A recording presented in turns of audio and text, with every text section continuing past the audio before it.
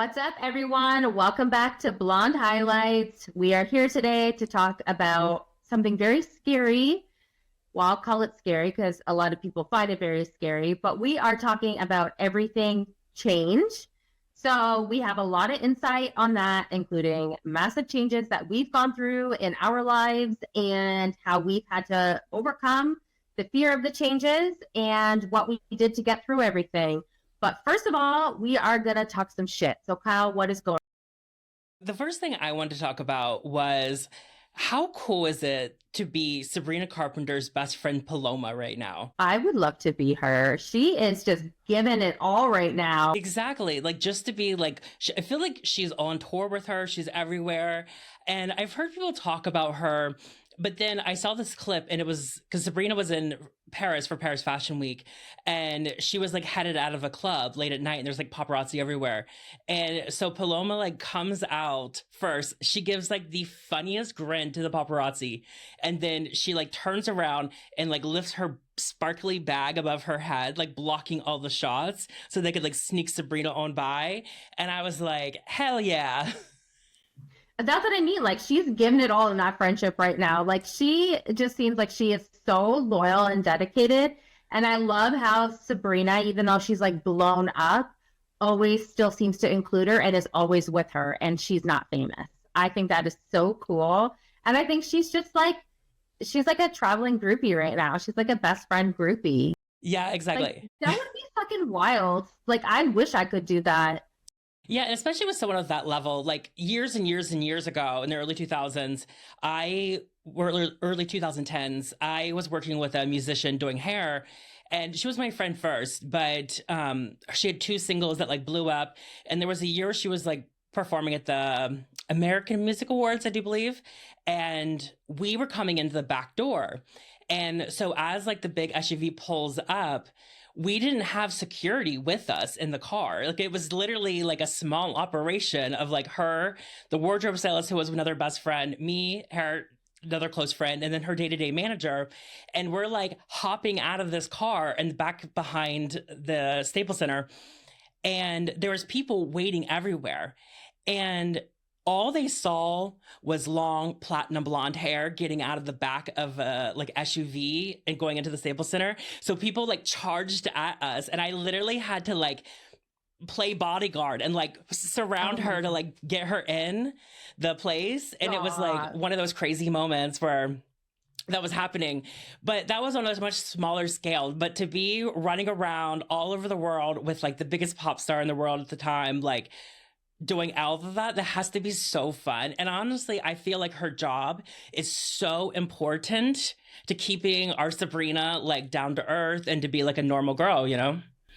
She plays a role. And like, I'm sorry, but like when you see her at the concerts, I love that it like she's probably seen the concert every time and she is just loving it and she's singing and like she's the biggest hype girl. I love it. I think it's great. I hope that Sabrina, I don't know if she has, I hope she makes her, you know how she arrests people for being too sexy? Mm-hmm.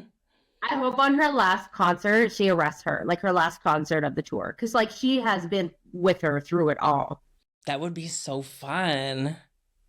Right? Never, oh my gosh. I didn't know she arrests people for being too sexy.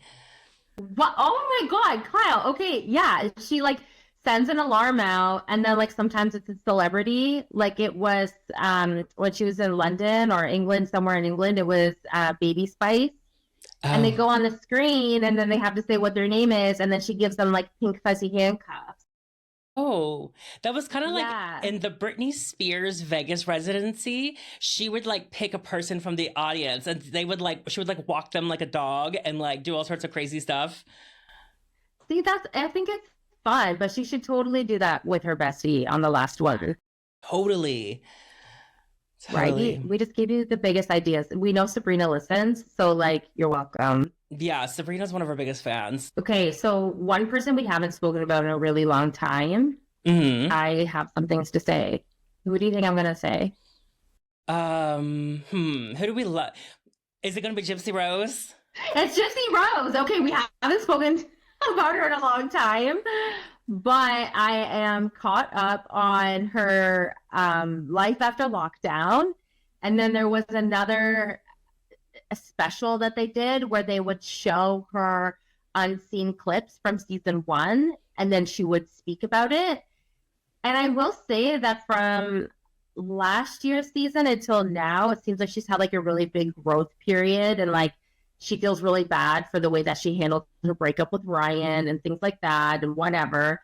But I also listened to her audiobook, and it was really interesting to hear everything from her, including like the schmurder and everything, because it's always some sort of documentary that normally has different actors or you hear the stories of it. So hearing everything from her was actually really cool. It really, really interesting to hear her full perspective.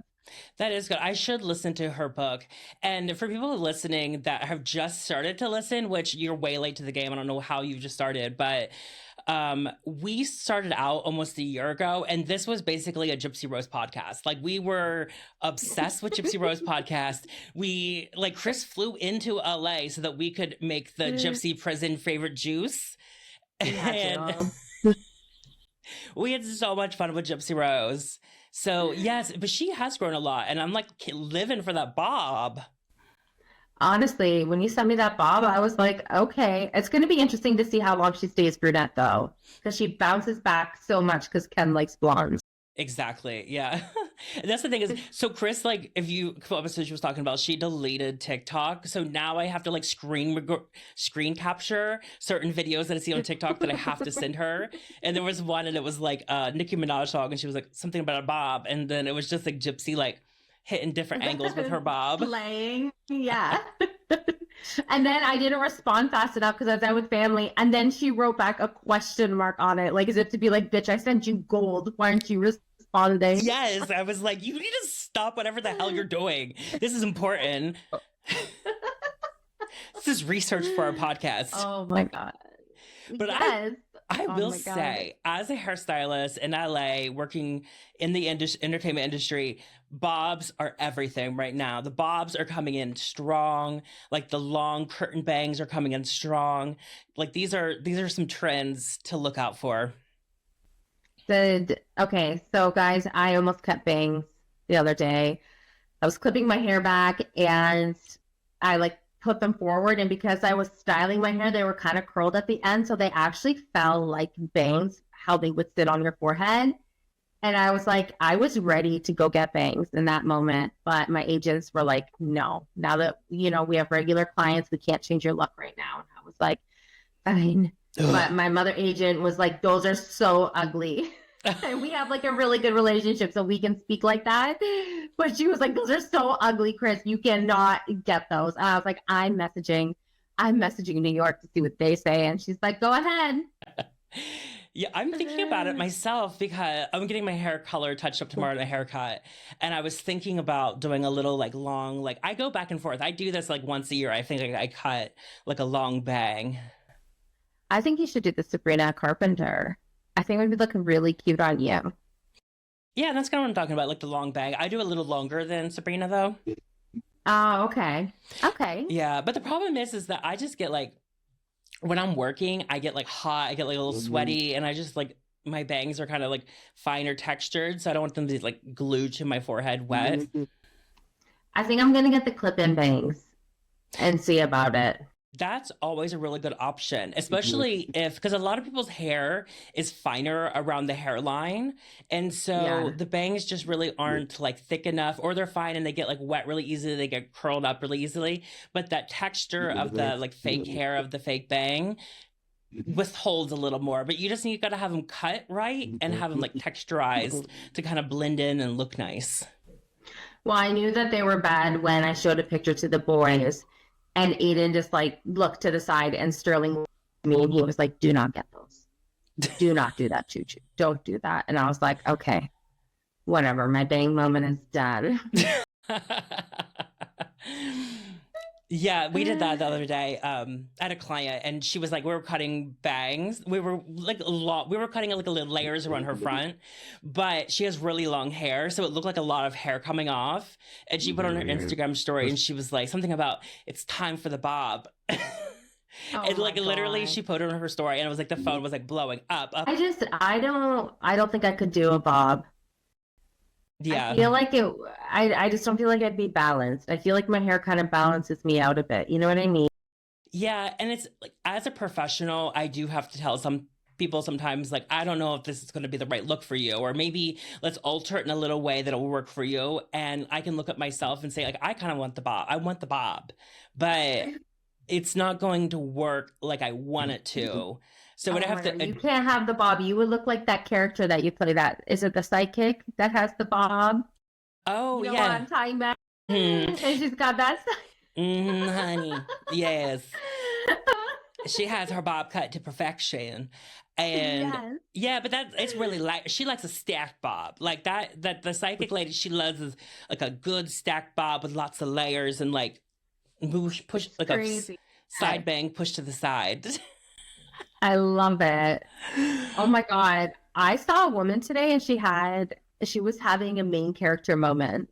Oh, Have you how? ever witnessed somebody have their main character moment? Okay, so I'm dropping off the kids at school, and basically like I drop them off and I'm coming back around the school, and you have to remember that like when it's 8:30 in the morning, like everyone's just looking like shit dropping their kids off, okay? And it's still snowy and gross, and this woman comes and she is trotting through the field, okay, to get to her car, and she is decked out. Like she looks like her outfit is nice, her hair is beautiful, she's got cool sunglasses on, she has a scarf over her head, and she was just like trotting along to her car. Like she was really putting on a show. Like it looked like she was in a shampoo commercial. And then all of a sudden she was just like ready to cross the street. And then I was like, is she acting the part right now? And then in my head, I was like, no, she knows she's having her main character moment. She's the only person that looks good right now. There's hundreds of parents around right now. She knows she's the only one that looks good. Literally, like she saw like a glimmer of spring and she was like, we're gonna serve at the school drop off today. Yeah, like watch out. It's like all of a sudden she became, like, oh my But God. you know what? Sometimes you need to. Sometimes you can go do the most mundane thing, but you're like, I gotta serve today. Like I gotta do this for myself to feel confident and to feel like I'm still that girl. And I love that. And you know what's actually okay? So I went a really long time without wearing any makeup unless it was a special occasion. But I actually got this sunscreen. It's right in front of me. I'll show you. It's the La Roche Posay, and it's the mineral one.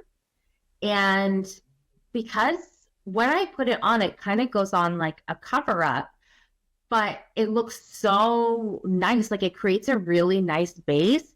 So because I'm putting it on with my makeup brush, it then just makes me just want to keep going. So for the past 2 months that I've been wearing it, it's been encouraging me to put on like makeup. And then I'm like, oh, I'll get dressed nicer. Like this has like changed the course of my life lately because it's like encouraging me to put myself together a little bit more, even if I'm just going to the grocery store because I don't want to leave without my sunscreen. It's about time. Right. Yeah, I'm joking. Are you though, bitch? Are you? No, actually, I'm not. Did you Yeah, fucking see hate about you. those astronauts like finally coming back to Earth? What was that whole thing? So basically, I think like these astronauts went up to the International Space Station, like up in space, and something happened with like the rocket thing, and it wasn't safe for them to fly back on it. So they were supposed to be there for like a week or like 2 weeks. It was like a small period of time, but instead they've been there for 9 months. I didn't know they were there for 9 months. Yes, they have been stranded in space for 9 months. Imagine how pissed off you'd be when you landed. Like, who the fuck left me up there for 9 months? I'd be so pissed off. Just all floating around, like gravity's Just like taking. an orbit. Like... But can you imagine having like no gravity on you for 9 months and then all of a sudden it's like all the Earth's gravity at once when you like hit. Oh, And it's crazy because they landed in the ocean and like there's dolphins like surrounded, like swimming around them in the ocean. it looks fake. Yes, yes. I know the one woman, she was like, Yeah, I don't think I'm coming back to space. Yeah, I think I'm just gonna stay grounded for a while. Yeah. I would be like, you guys owe me like everything that I want. I'd be like, you left me up there for 9 months. You couldn't find a way to get me down for 9 months. Yes. Do you know what? That's a full-term pregnancy. Yes, exactly. Like someone was breaking down like how much money they actually make. And the thing is that like the Americans that were there are like salary employees. So like someone said like the bonus for being stuck in space was like $4 a day or something. Shut up. Yeah, so they're not even Shut. getting like a cute check. No, no. I would be like my overtime of 9 months. Like, wasn't it? How long was it supposed to be? Like 4 days? Or it was like a week or 2 weeks or something, like a month. I mean, I can't remember. Oh my God, no. Hell no. I would raise hell. Yeah, and I also heard too that it smells in there because like they can't like air it out. Because Oh God. Everyone's just like, no, no. 9 months. yeah, that's why I'm gonna stay down. And that's the crazy thing too is do you hear about like those celebrities that are going up on a spaceship? Yeah, I did hear It's like that. Katy Perry and Gayle King and a bunch of other people. And I'm like, I'm okay. I'm okay down here on Earth. Like, did they already go? No, I don't. They're going sometime soon, I think. I wonder I if don't they'll know. like, they really should broadcast like Blonde Highlights podcast up there while they're in space. Cause I really think that the aliens would like enjoy what we have to offer. Seriously, we could just be in orbit with it, like floating around in our little thing, and we'd have our little microphone, and we could just do it from up there. But you know what's gonna be really funny is how fast they'll get her down. If Katy Perry gets stuck up there, she won't be stuck for 9 months. No. Oh no, they'll get her down. Yeah, they'll get her down. They'll pay the big money to get her down. Oh my God, No, I'll but be ready for such hell. I think they're just going into space and circling and coming back. Like I don't think they're not landing at the space station. Oh, okay. Isn't that crazy that we just have like a little like space station up there floating in the And it's no offense, space? but like, what's the point then? Like, just go for a fucking plane ride. Exactly. Like, why are you going then if you're not going to get out and go to the space station for a night? You know what I mean? Touchdown on the moon. Like seriously. Like, just fucking book a flight. Oh my God. Oh What's your highlights or lowlights? my. Okay, so my highlight is I have a bin outside of my house. It actually looks super trashy. It's a huge garbage bin Hmm. because I am completely downsizing everything at my house. Like, we have things that need to be thrown out. We have so much like stuff that we just need to get rid of that needs to go to the dump. There's things that we're donating, there's things that we've gone through, but there's things that just need to be thrown out. So I'm doing full on spring cleaning this weekend, even though it snowed yesterday, but whatever. So I'm ready for that. What's your highlight? She's getting ready for the Easter Bunny. Are you getting ready for the Easter Bunny? Not in my household, but Wait, what? I said I ain't getting. I said you're getting ready for the Easter Bunny. She's doing her spring Oh, cleaning. I'm getting ready for the Easter Bunny. Yeah. What's your highlight? You're like, she's getting ready for the Easter Bunny. I was No. like, oh, No. that's so cute. So cute. My highlight is I was like nervous about talking about this or bringing it up, but Miss Kyle was getting on the Zepbound, which is like a brand of Ozempic kind of weight loss thing. And you know what? I preach about loving yourself and body acceptance and all of those kind of things. But I also believe that there's room for to, work on yourself and to change things. And I have a chronic pain disease, and having this extra weight on me is not helping things. And it's hard for me to do a lot of exercise. Even though I do stay very active, it's hard for me to do a lot of the exercise and a lot of the things because of the chronic pain.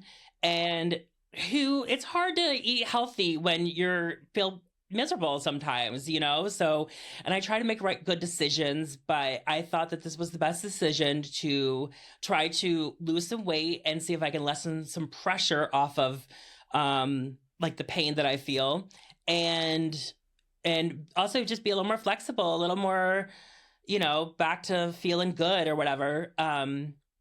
And I've been fighting with my health insurance to pay for it for like ever. And they finally approved it. I was so excited. I was like, I texted Kris like right away and I was like, sent her the photo of like the approved thing after like there's like 5 requests below it that say denied. You know what though? I think that good for you. You know what? I think whatever people want to do with their bodies, they should just do with their bodies. And I think although like it's like, okay, body acceptance, body whatever, I think that you are still practicing body acceptance because you're like, you know what? You've loved yourself like the way you are, all of this, and you're like, I need to make changes, I need to do things. And like this is for your health in the sense of your chronic pain. And even if it's not, that's your body, your choice. And you're honoring your own choice. And you know what? I think it's sad that there's like this thin is in culture that's going on around again. But I also do believe in these tools to help people who maybe need the extra assistance if they want to lose weight. I don't think there's anything wrong with it. Yeah, exactly. And I'm not doing it because I want to be like rail thin and like looking a certain way. I'm doing it because one, I have a physically active job with a chronic pain disease. And so it does make life much harder for me. And I mean, I struggle putting on my socks sometimes, and that's just not great. That's not a good thing. I want to be able to enjoy life a little more. And I'm hoping this can help. So I'm probably going to be like talking about it on social media, making some content about it and kind of following the journey. I was nervous about whether I should talk about it or not, but I think it's good. And when I was like 18, I had lost 150 pounds. And that was without weight loss meds. That was without anything. And so I know how to do it and I've given it a good go. And I'm like, I need some help. So this is going to be some good help, hopefully. But I am on day 2 and she's a little tired, a little weak, a little like, Okay, it's doing its thing. It's working. Yeah. I took it the other night. Yesterday morning, I woke up. I had like a few bites of my breakfast, and I was like, I guess we're gonna save this. You know what? I think that as long as people aren't using it as like a number one tool or they're doing it because they want to and they don't want to feel pressured, I do think that it is a good tool because I think that there's a lot of people, such as myself, who have a really hard time losing weight. And it gets to a point where it's like, it can get to be unhealthy or challenging, especially if you have chronic pain. So I think like be proud, be loud. Like I think good for you. And I'm really happy that your doctor approved it. Yeah. Well, it wasn't the doctor. The doctor was like so down with it right from the beginning. It was just the health insurance. And it's hard to get health insurance to cover a lot of things, especially a prescription that costs $1,000 a month. That's so fucked. It's expensive. I know. God, what's your low light? My low light is, oh my God. Are you okay? I don't think you're ready for this shit. So the other day, I am driving up through one of the canyons here in LA, and a guy freaking hit me. He backed into me and tried to pull a scam that I hit him for insurance fraud. Hell no. Hell no. So here I was, I'm driving through this canyon on a very steep hill. The traffic was insane. It was lasting forever. And I'm sitting there and I'm like, this guy's getting closer. This guy's getting closer to me. He's backing up. His car is in reverse. And I'm like laying on the horn and he just collides with my car. And I was like, what the hell? And so I like back up a little bit and I go to get out of the car. And this guy's are jumping out of the car, arms waving in the sky, like, what, you hit me, like that kind of stuff. And I got out of the car. I was like, the fuck you are. Like, hell, we are not going to do this right now. And I was like, don't you even try it? Don't. I was like, I know exactly what you're doing right now. We're not doing this. And then all the cars around me were like, nobody, get back in your car. Get back in your car. They had your back. They saw. Yeah. Oh yeah. Everybody around saw. Everyone came to back me up. And he didn't do any much damage. Like I just had to like pop like where the frame around my license plate is in the front. I had to like pop that back out a little bit. But like I was like, oh hell no. And it was crazy because I see these ads for these dash cams and like that you put in your dashboard on your car. Yeah. And it's always like this thing. It's like someone swerving in front of them, like slamming on the brakes so you hit them, or someone like backing into them and being like, why did you hit me? And I just was like, I knew that that could happen, but like, of course something like that would happen to me. It would happen. But you know what? It happened to me too this week. Guys, Really? this is the first time that Kyle and I are having the same low light.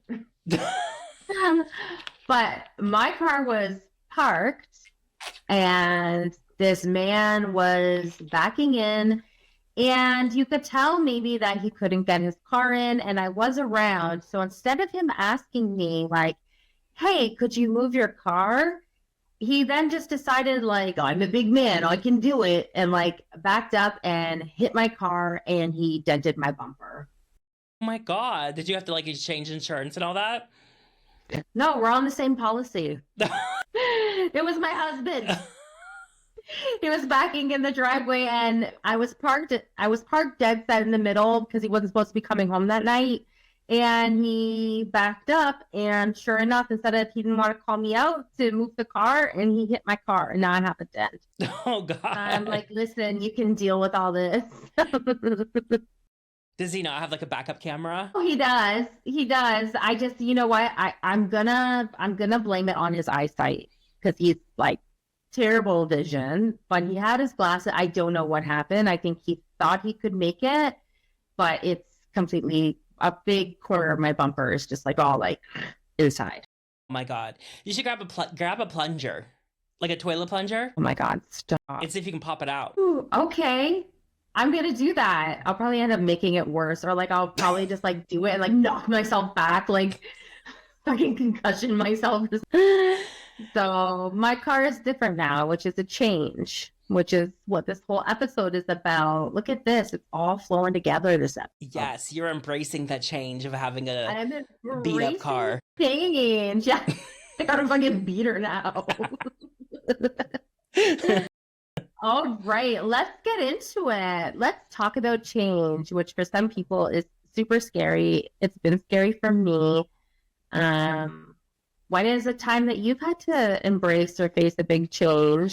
Well, I can think of some big examples of one change that was of my own doing and change that was out of my control. And one of the biggest changes in my life is that I went from living in my like small town in Ohio, and I just up and moved to LA. Like I literally was like, I need change. I need to grow. I need to get out of here. And I just left, and I came to LA with like no money, no really job, no nothing. I just was like, we're going to make this dramatic, crazy change. And it worked out, thank God. But that was a change that like one of the biggest changes in my life. And that was something that I did myself. And another huge change in my life is what we talked about earlier with like the chronic, like the fibromyalgia and the chronic pain, chronic fatigue, all of these things. I was somebody who was, you know, kind of like an athlete. Like I was very fit. I exercised sometimes twice a day. I was, you know, all of these things. And then I came down with this illness, and it wrecked my life. It changed everything, every part of my life. And then, you know, I gained weight. I had struggled the last 5-6 years with this pain. And so that was a change. That was a major change in my life that changed everything. That was not of my own choice. That just happened. And so I've had to learn how to embrace those changes. What are some things that you've done to embrace the changes?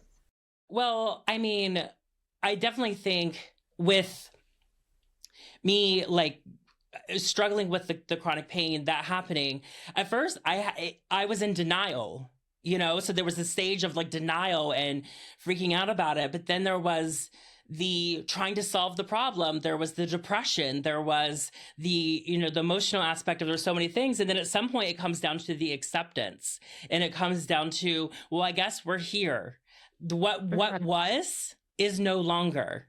The person who could work out, climb the mountain, go party all these nights and do all of these things is no longer. That part of my life is over. That chapter closed on me. And I really struggled with that for a long time. But eventually I had to accept this is the life. This is what's happening now. And I can't hold on to the past. I have to only move forward. And so let's take where we are right now and do our best to improve this and to work with what we are working with right now and to create new goals and create new achievements and to move forward. Mhm. No, I like that. I think and I'm not even trying to be funny right now. I think the first big change in my life that I really, really had to deal with, and again, I'm not even trying to be funny, like it devastated me, was when Ginger Spice left the Spice Girls. Oh, God.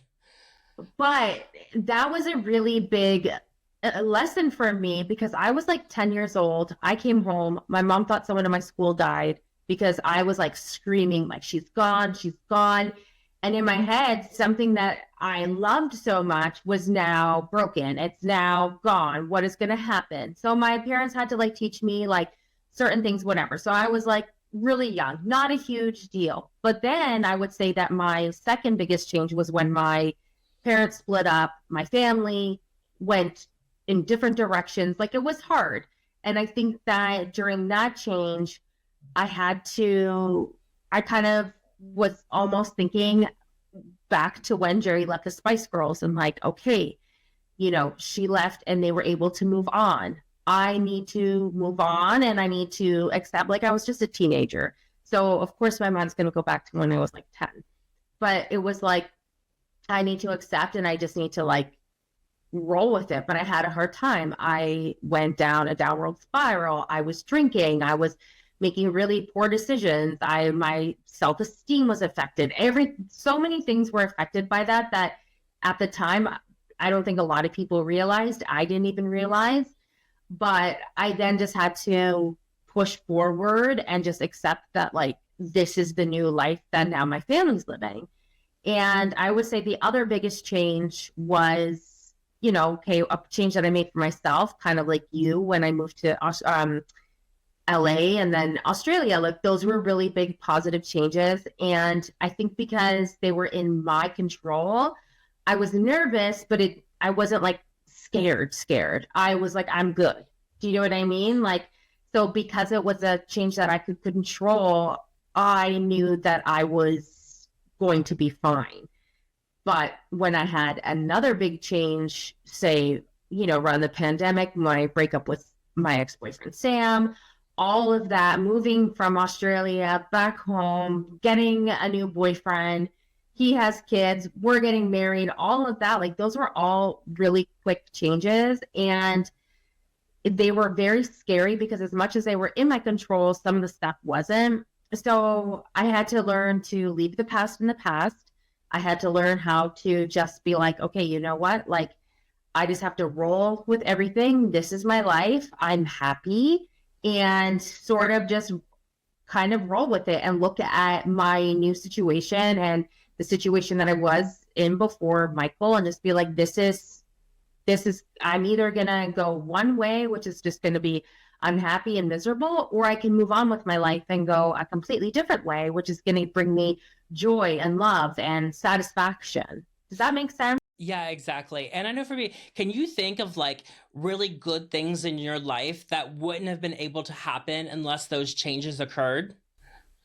Yeah, I think that like if I didn't make the big decision to move to LA, I don't think that, well, I wouldn't have met you. We wouldn't have this podcast. Well, exactly. I feel like there was a huge domino effect in my life from when I made the decision to move to LA because even though I didn't stay there for more than 3 years, I went other places and it was a domino effect. I had an Australian boyfriend. We broke up. I came home, met husband, kids, family, like I think me moving to LA was the biggest change that affected the course of my life. Exactly. And I think like with me with transitioning, like I knew that I was transgender from the time I was a little kid, but I wouldn't have had the strength or the courage or the ability to not give a fuck what people thought if I didn't come down with this illness. You know what I mean? The chronic pain rocking my whole world and changing everything gave me the strength to say like I don't really care what anyone thinks. And so I'm going to go Hmm. forward with this. And I look back and I'm like I don't think like I don't know that I would have had the strength, the courage, and I had all the time to do that, and I didn't. But it took this thing that I assumed to be the worst thing to ever happen to me to give me the strength to be able to step into this whole new life and world where I am the happiest I've ever been when it comes to like I don't have that insecurity of my gender and I'm not struggling with the gender dysphoria the way that I always had. And so that was I try to look at the even though that was a change that I could easily be seen as the end of the world or something so terrible, really brought great things into my life, even though I'm still struggling with those changes a bit. But it opened the door for me to be able to make positive changes in my life. And also, I'm the kind of person, I have a very healthy relationship with alcohol now. And that wouldn't have happened if I had to stop drinking because became ill. You know, I think I've matured so much in my life and it put me on a completely different path. And even though that change was seen as something to me that seemed so horrible. I think that that's why sometimes change feels so hard, is because it's the fear of the unknown. No, It is exactly.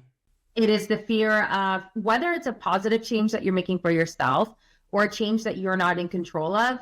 When you don't know the outcome, it can be scary. There's a lot on the line. There's a lot that you might have to risk. Just, the idea of your world changing is emotional sometimes. Thinking about, okay, even if it's something small, even if it's just like a very small change, it can make you almost like melancholy about thinking of your life and how it was, or do you know what I mean? Over just the smallest of changes. One thing was with a routine. Like I'm the kind of person I get stuff done on a routine, and I follow a routine to a T. Like that's something that I always do, and it keeps me on track. But your routine can start to lead you in bad places, and so sometimes having change thrusted upon you is the opportunity to make all new routines that are healthier and learn from the mistakes of the past. Mm-hmm. And I think that that's also too like why, like, the smallest change, sometimes the smallest change can be very overwhelming. It could be like something so small, a slight change in a family dynamic, a slight change in a relationship. It could be a slight change of hair color. It could be anything. And it's so overwhelming sometimes because, again, the fear of the unknown. So, okay, I want to cut bangs. I'm terrified. What if I don't look good? What if people don't like it? What if this? What if that? What if that? What if I do cut bangs and I love it? And this, am I going to miss the hair that I have now? Like, there's so many things that go through our mind when we are thinking about change. And I think that there's just so many ways that we really do need to learn how to accept it. And I think one of the ways is realizing like how change does help us grow. You know what I mean? I think in both of our examples, there's so many growth opportunities. Like even me at a small young age freaking out about the Spice Girls helped me at that point. My reaction to that, I think, happened because when I was older and dealing with something else, I was able to look back on that very small, weird change that like emotionally messed me up. And it was actually able to help me get through and get me into the mindset of where I needed to be for that big change at the time. Exactly. Because even little tiny changes creates like a ripple effect that can over time change everything. And I think one thing too to remember is that like change is it's unstoppable. Like there it is always rotate the earth is always rotating, things are always changing, they're always so you have to be able to accept change and you have to be able to roll with the punches and continue to grow because life's going to moving fast no matter what. And so if you're standing still, you're missing out. And so you have to constantly be evolving, constantly be changing, constantly keeping up with the earth's rotation and moving along with it. And life is about the journey. It's not about 100. staying where you feel comfortable. Because if you stay where you feel comfortable, you're never nothing, and you're going to be stuck with the circumstances that you're in, and everyone else is going to change around you. So even if you're so happy in these circumstances, you can't stop everyone else from changing around you, and then eventually you're going to be stuck back here and lonely. And so that's the 100. thing is you can't stay in the comfort zone. You have to constantly be open to rolling with the punches of life and following the whole journey of life. And there's going to be high points, there's going to be low points. And I think having a relationship where with yourself where you learn to trust yourself. I think that is huge. You need to learn how to trust yourself. You need to learn how to be able to rely on yourself to get through these changes, right? So you need to almost build a very strong relationship with yourself and learn how to see these changes not as obstacles, but as opportunities. So one change could come along in work, or, maybe you get fired or something. And as devastating as that is, as terrible as it is, and you're not going to be able to afford your rent, and how am I going to eat? I have my car payment.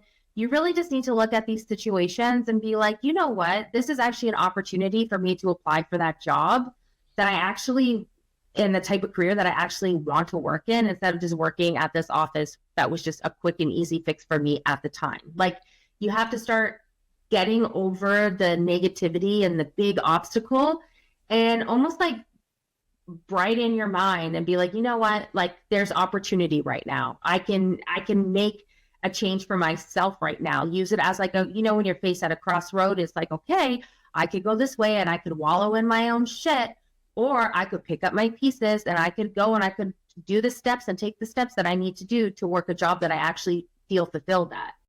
Exactly. And you just reminded me of the employment stuff is long time ago after I moved to LA, I was able to get a job at, I probably can't say the name, but it was a chain salon. I'm making a hourly rate, a little bit of commission. It's not a good job. It's an okay job. It's getting some of the bills paid, but it's not a career. And I became so scared because after I moved to LA, I didn't have money. There was times where I thought I was about to be homeless. There was times where I didn't have the money to buy food. Like, it was just, things got really scary. And I got fired from this job. And I was like, the world's over. I am about to be homeless. I don't know what to do. I've just made a huge mistake by putting myself in a position where I could get fired from this job. And I was almost traumatized from how the consequences of the first change and then losing this job. And then I look back and I'm like, if I wouldn't have gotten fired, I wouldn't have ended up at this other place. And then I wouldn't have ended me in this other place. And I wouldn't have been able to get here. And now, 15 years, 14 years later, I work for a salon that is a big celebrity salon. Like, I work with some of the best people in the industry. And none of this would have happened from that small ripple effect of getting fired from that job. And I had a friend tell me this because we had worked at a similar place and he got fired for something stupid. And literally within months later, he was like, that was the best thing that ever happened because it pushed me to take up this other thing more full time. And it pushed me to be able to turn this into a very profitable thing to pay my rent. And so sometimes getting fired from that job is the biggest thank you can get. I do. I feel like, once again, it comes down to like the ripple effect of change, where sometimes you're at that crossroad, one big thing happens, and then boom, it keeps going. And I think that sometimes we just need to stop overthinking, and when a change happens, you just need to take the first step in the direction that you really want to go. So again, like, you got fired, whatever, it's like, okay, this is what I need to do. And I think that sometimes these changes happen because whatever is meant to be, you're clearly not meant to work at the place that you're fired from. You're clearly meant to go to your next step, whatever. And sometimes when you don't have the courage to make that step for yourself, something happens and all of a sudden you're fired because that's the journey that you're supposed to be on. Exactly. Yes. We got to trust the universe. Exactly. And I think that it's hard sometimes to recognize just in life, like, when it's time for a change. And I think that there's different ways that you can start to recognize it because there's things in life that you're always going to maybe need to change. Maybe it's your relationship. Maybe it's your relationship with somebody in your family. Maybe it is something that you need to do for your mental health. It's something for your self care. Like there's always things that you do need to change. And in order to evolve, in order to grow, in order to be happy. So I think that's some ways that you can recognize it. And this is something that I had to really deal with when I was moving to LA is recognizing I feel stuck. I don't have anything going for me here. I'm not fulfilled. I'm stuck working. Like I loved my job, but I'm working a job that I didn't really want to do. I'm surrounding myself with, I'm going on these dates. I'm doing things. I'm not happy and recognizing like I'm stuck right now and just not being able to go and take off and do the things that you want to do. When you have that stuck feeling, that's when you know that a change needs to happen. It doesn't mean you need to leave, certain things. It just means that there needs to be some sort of change to help you feel unstuck. Exactly. There's been times where I have felt so stuck. And I think even just like the inception of this podcast comes from us being from a place of like, well, we need some like changes happening and we need to make some changes and we need to work with what we Mm-hmm. got. And we have these, dazzling personalities that is a gift to the world to create a podcast with. It'd be crazy if we didn't. It would And be I mean, like, you can feel stuck in a relationship, but that doesn't always mean that you need to end the relationship. It just means maybe in order to not feel so stuck, you need to do things outside of the relationship that make you happy. Do you know what I mean? Like things like that. Like they don't need to be these big grand changes, and you can start small and see if that works. I also feel like if you're maybe wondering if you're having that feeling of like, is this it? Like, is this really my life? Is this all my life has to offer? When you're feeling that and you're questioning like the course of your life and like what you're feeling right now and how did I get here? I thought there was more to this. You need a change. So you really need to do some self reflection and see what it is that is really causing you that dread of like, this is it. Is this all life has to offer? And you need to look at the areas of your life and be like, where are you feeling that mostly? And those are the areas of your life that you need to change. exactly. And it's also sometimes like as like the change is all happening and it's like, what can I control at this moment? Like what do I have control over? And maybe that's a good reason to like if you think about it, like why vision boards can be so helpful too. And it's because Mhm. like change is happening. I mean, there's a whole thing of manifesting and putting information out there or whatever. But also, as the change is happening and you have that thought of like, what the hell do I do? You have some visual representation of goals in your head of what you can, to what could I do to make a step towards that? Exactly. And like showing yourself what you really want. I think vision boards are fantastic. I think that they really allow you to reflect and figure it out what it is you want out of life. And when you see that, I think you're right. You get a constant reminder, this is what I want, and you take the steps and work towards it. I mean, I think sometimes there's times that we all make excuses to stay in a situation, whether it's a job, relationship, a rut that you're in. And I think sometimes, again, it could be fear of the change. It could be, you're kind of in a rut. Sometimes changes, they do take work, especially if it's one that you're making for yourself. And I think that you just need to get into the mindset of like, I can't make excuses anymore. I need to be positive. I need to take the first step, stop overthinking, and move forward. And I think too, like if you're feeling depressed, like I always say, as someone who's struggled with depression throughout my life, you can't just like get out of being depressed. You have to, Mm-mm. and even if you're taking medication for help with that, I always say like depression is being stuck in a hole and you got to claw and climb your way out. And climbing and clawing your way out is an analogy for basically making positive changes in your life that can lead to you climbing yourself out of this hole, out of this rut. And so sometimes depression can be a big sign too, as well. I didn't even think about that. But I always say, like, that's the thing, just like climbing and crawling out of that deep hole. And that's how you get to the next level. That's how you get to the next part of the game of life. And I remember when I was far into the hole, I've been in that dark hole a couple of times, phrasing, but I mean, it's one of those things where it's like something you can only get yourself out. People around you can support you, people around you can give you the tools, but you have to work at it for yourself. And there are times where, unfortunately, medically, you can't get there yourself, and you have the support you need through medication, doctors, whatever, okay? Because depression can be at all kinds of levels. Yeah. But if you're in a depression that like is able to be managed by yourself, then it's like you do really need to start making the changes. You have to work on yourself, because otherwise no one's really going to be there to get you out. Like, you're kind of on your own sometimes.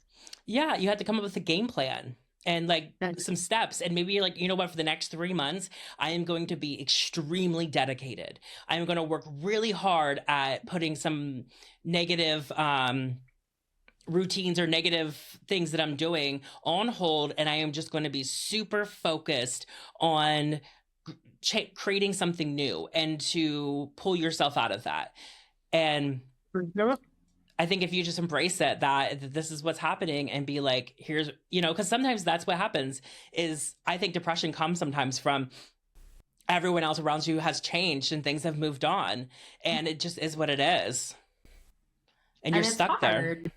You're stuck. My advice to anybody that wants to start making positive routines but doesn't know where to start is to, for 15 days, because I read somewhere it takes 15 or 14 days to form a habit, whatever. Start small. Every day when you get up out of bed, just do like a little wiggle dance, like just like wiggle your body, and do that for 15 days straight. And at that point, you have been consistent. You have done something, you've moved your body, you've done something small. And even though it's like the smallest thing, and even though it's whatever, when you're in that hole, those little things, they mean a lot. So if you can do that for 15 days, then that is proof. Okay, I've been consistent at this. Now it's time to be consistent at, maybe your thing is drinking lemon water every morning. Now it's time to do that. Do you know what I mean? Like, starting small to create these habits for yourself. I think one other way of just realizing it's time for a change, and it's something that gets ignored all the time, is your gut feeling. Yeah. You can feel it. Like, I think we're built to have these stomachs that are just like, listen, I'm going to lead you through your whole life. And even though you're going to ignore your gut, like, for majority of your decisions, there's so many times I look back and I was like, if I listened to that fucking gut feeling, things would have been so different. And I think you just need to trust your gut, because it knows. Exactly. That's exactly. And that's the thing too. It's like, maybe that's what Ginger Spice was doing. She listened to her gut feeling, and it was like, my intuition is telling me that it's time. And sometimes the person who gets the gut feeling first and that makes the first moves is sometimes the person who can come out on top or be the most successful out of the change. When you think of like the girl bands, boy bands, a lot of times it is the first person to make that leap of faith. Yeah, it's so weird that was such a big moment of change for me, because I had loved them. They were such like a big part of my life. She was one of my favorites, and then all of a sudden she was just gone. Oh, yeah. And it was going to be her no more. And when you're little like that, it's kind of devastating. Like I said, my mom thought somebody died. Well, okay, so first of all, I lived through that of the Spice Girls. That was devastating, because I watched Spice World nonstop. Like, I was obsessed with the Spice Girls. And so there was that happened. And then Destiny's Child, they got rid of two of the girls, and they brought in Michelle. And then years later, Beyonce split up the Destiny's Child, and I just think that maybe I'm traumatized. Maybe that's... Like it's traumatizing. It It is. really is. But you use that trauma to lead your way forward and push forward. Yes. Yes, sail Deal with across the the Atlantic. changes. Well, this has been fun. We hope that we've helped you, get through accepting change it's always going to be there. You got to accept it. You got to push forward. We're not psychiatrists or anything. This is just our own personal advice. We don't Yeah. know if it's good or bad, but Yeah, whatever. it's probably Helps like us. it's probably all over the place because as we're talking about all these things, I'm thinking of so many other like instances in my life where like change just happened and it pushed me into something else. And it's like that wouldn't have happened if that didn't happen. And it's just It's all the big domino effect. yes, yes. I think in every successful person will say that they embrace change and get excited for change. And, the fear of the unknown is going to hold you back. Exactly. Get into those Well, uncharted waters. yes, get in, bitch. Get in. in. This has been so much fun. Next week we're gonna have a lot of fun because guess what? Next week is, guys, It's our 1 year anniversary. 1 year of Blonde Highlights. Can you believe it? I can't. I can't wait to go over. We're gonna go over some major highlights of the show. I want to find a way to like play a clip somehow.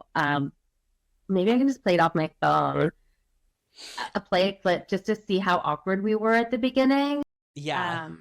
Yes, and yes. To kind of see the comparison. Anyways, now I'm just brainstorming. But anyways, it's going to be a lot of fun. I can't believe it's already coming up to a year. We thought we were so cool by launching on April Fools. We're like April Fools, kids. April Fools, guys. This ain't no joke. That was just so stupid. Oh my god. Oh, well, anyways, guys, we'll see you next week. okay, bye. Bye.